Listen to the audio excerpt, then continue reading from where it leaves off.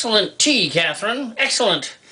And as Catherine is nearby, uh, I'll tell you that we used to go to where I have an outdoor wood-fired pizza oven in eastern Washington, which we can't do anymore because the property was entirely destroyed by a wildfire.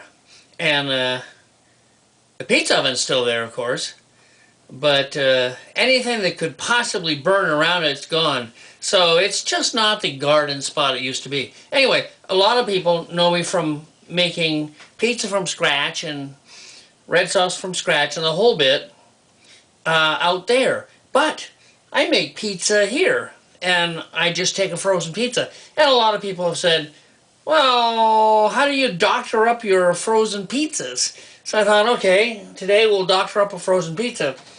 I'm just using this frozen pizza, but it doesn't really make any difference what kind. I try not to buy a frozen pizza that has any meat on it, because I think that's pretty dumb. I mean, they're not going to give you high quality anything in a frozen pizza. What I do in this situation is I throw down some, that's right, cornmeal on my goodie here as a base. You could just pour some olive oil down there, but I'm going to put some olive oil on veggies as they go on, and because of that, I don't want to swim it in olive oil. There's just no point. Oh, good grief. So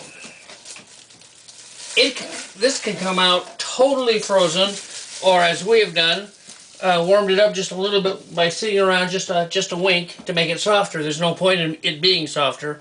What I usually do, I start off with some tomato paste. Any kind of tomato paste is as good as any other type of tomato paste. Shocking but true. Tomato paste is not where you should spend any time. And you don't even have to have tomato paste, but I like it. It makes it extra tomatoey, and I like tomatoes on pizza. And because I'm too lazy in this case to create a red sauce, I just went out and bought any old red sauce I could find.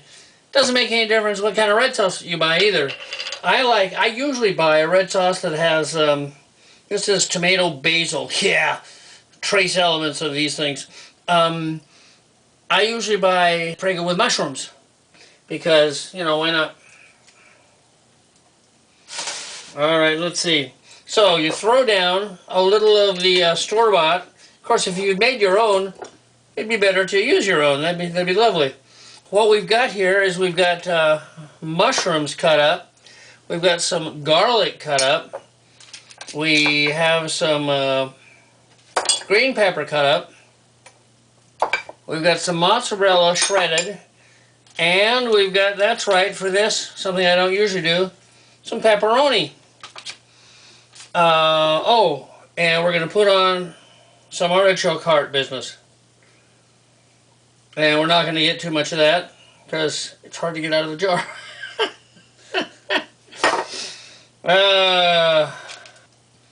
And you can put this on in any order you want.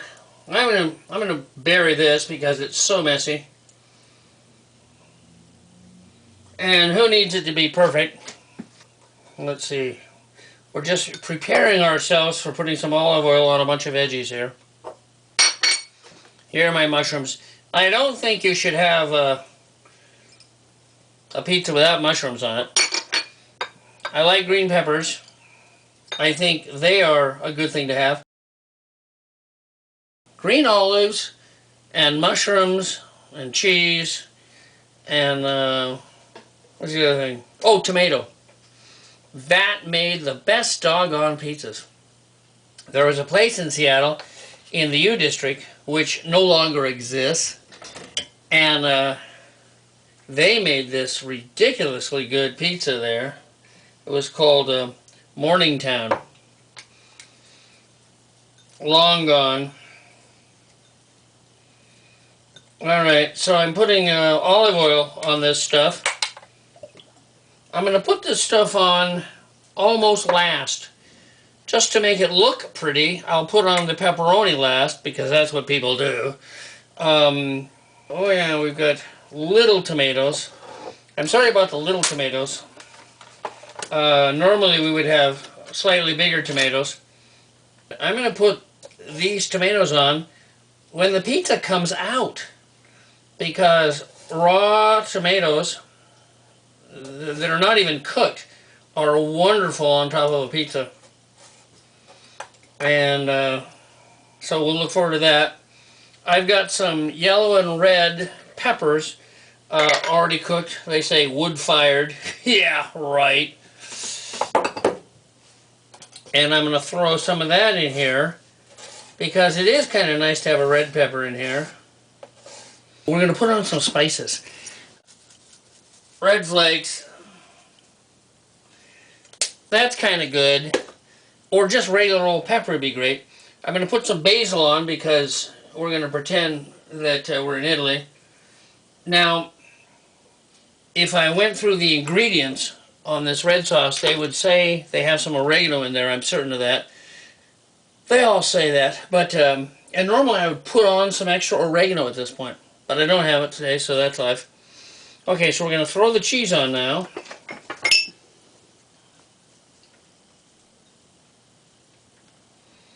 And I like being generous with the cheese, because why not? Then I am going to throw on, that's right, our vegetables, which supposedly have enough olive oil on them to make them do magical things. Be sure you get your garlic in now. Although you can put the garlic on any time, it doesn't make any difference. Alright, well that's beginning to look fairly festive. Slightly spread out. That's good. Ah, and here is some oregano. Dare I say thank you, Catherine? Alright.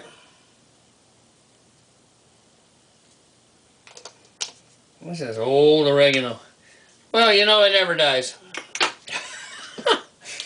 Okay, let's see. Now we're going to throw on some pepperoni, which again is really not important, but it looks good.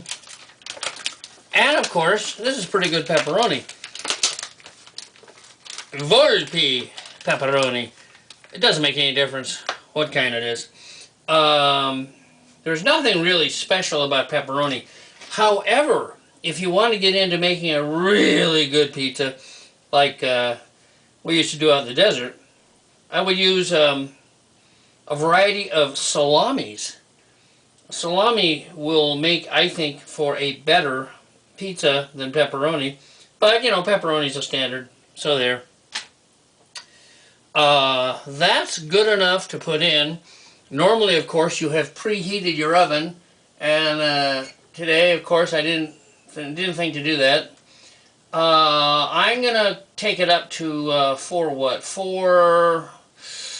oh God, 450, 455. It's gonna be really hot. Should come out pretty doggone quickly. More. Okay, now we put some olive oil over the pepperoni.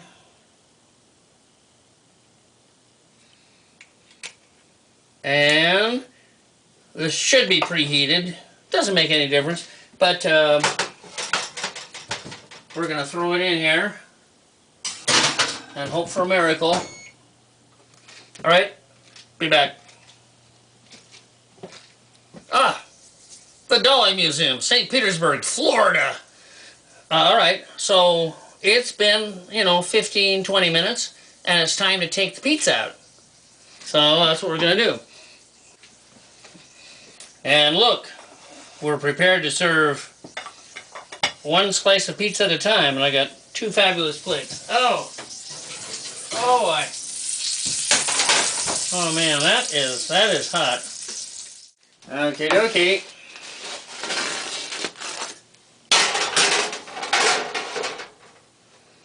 So now we are going to slice it up a little bit. with your typical old pizza slicer and something to hang on to it. Oh yeah.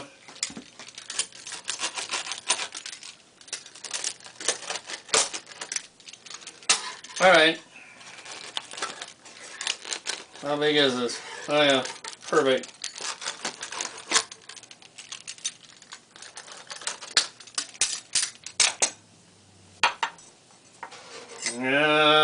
Okay.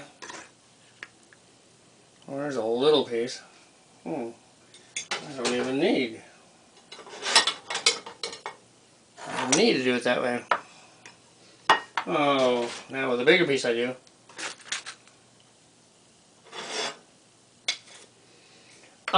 Now we're going to do something that they do in Roslyn, Washington. It's the only place I have ever had them do this. What they do is they take the crust and they put honey on the crust as it comes out. Today we have acacia honey, which is about the best honey you can get. Try to avoid clover because that's so common, and particularly if you have asthma, you really don't want to have clover honey. Anyway, there we go. And that's it. So it's time to eat.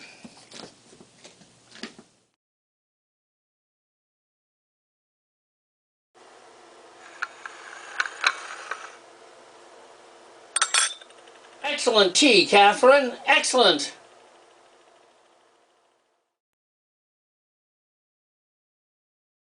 Forget about these.